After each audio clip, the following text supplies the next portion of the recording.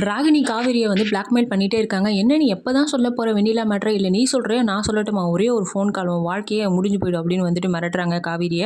காவேரிக்கு என்ன சொல்றதுன்னே தெரியல. "நீ அமைதியா இரு, அமைதியா இரு. நான் டைம் பார்த்து சொல்றேன்." அப்படின்னு வந்துட்டு காவேரி வந்து ரொம்ப பயந்து போயிருக்காங்க. அந்த பயம் இருக்கணும் அப்படின்னு சொல்லிட்டு வந்து ராகினி கிளம்பிடுறாங்க. ஸோ காவேரிக்கு என்ன பண்றது? எப்படி சொல்றது? நம்ம சொன்னா அவர் என்ன முடிவு எடுப்பாரு? அப்படின்னு சொல்லிட்டு பயங்கர குழப்பமா இருக்கு இந்த பொண்ணுக்கு. ஸோ காவேரி சோகமா இருக்கிறத வந்துட்டு விஜய் பார்த்துட்டு, "என்ன காவேரி? அவனுக்கு என்ன ஆச்சு? எதுக்காக அழுவுற?" அப்படி சொல்லிட்டு வந்து கேட்குறாரு. அந்த பொண்ணுக்கு என்ன சொல்றதுன்னே தெரியல. மனசுக்குள்ளேயே வந்துட்டு, "நீங்க என்ன விட்டு போயிடுங்களே அப்படின்னு எனக்கு பயமா இருக்கு. எப்படி நீங்க வெண்ணிலா மேட்ரு நான் சொன்னா, நீங்க என்ன கைவிட்டுருவீங்களோ? என்ன பண்றதுன்னு தெரியல." அப்படின்ற மாரி அந்த பொண்ணு மனசுக்குள்ளேயே அழுது பயங்கரமா அழுவுது.